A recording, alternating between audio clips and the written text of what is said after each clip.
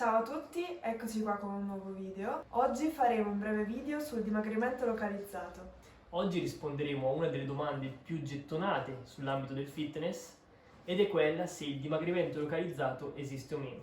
La risposta è naturalmente no. Il video quindi finisce qua, ci vediamo in un prossimo video. Alla prossima, Un ciao! saluto.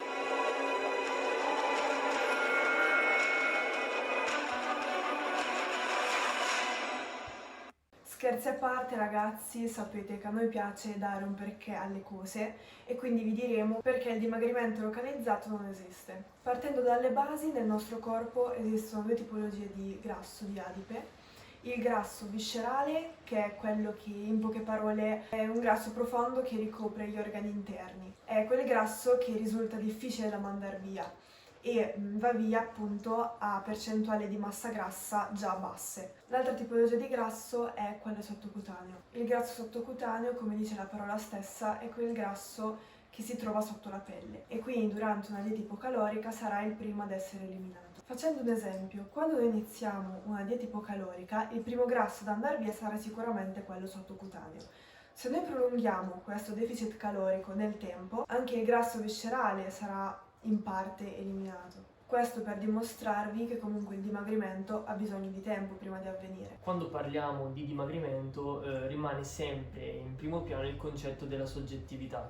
In base quindi alla genetica avremo un diverso modo di accumulare il grasso.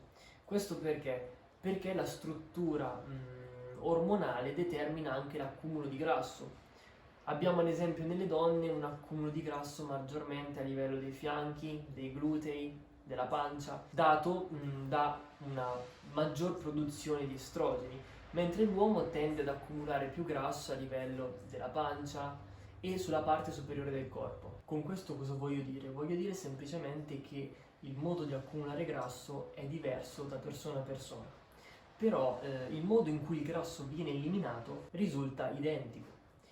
Il meccanismo è semplice, un deficit calorico apporta quindi la perdita di grasso, inizialmente come abbiamo detto sottocutaneo per poi arrivare a un grasso viscerale. Il dimagrimento quindi avviene in qualsiasi persona, non in modo localizzato.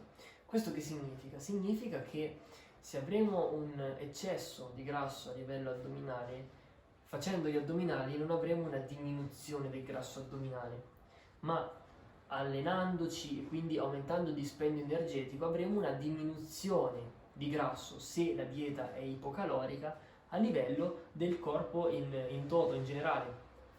Mentre però è bene identificare che se eseguiamo ad esempio addominali o lavoro ipertrofico in qualsiasi parte del corpo avremo un aumento del tessuto eccitabile, quindi muscolare, e questo determinerà sì un miglioramento a livello estetico perché avremo un ispessimento del muscolo e questo determinerà quindi a livello estetico, magari ad esempio a livello addominale alleniamo quindi gli addominali con una progressione giusta che crea ipertrofia a livello addominale, avremo una miglior figura estetica.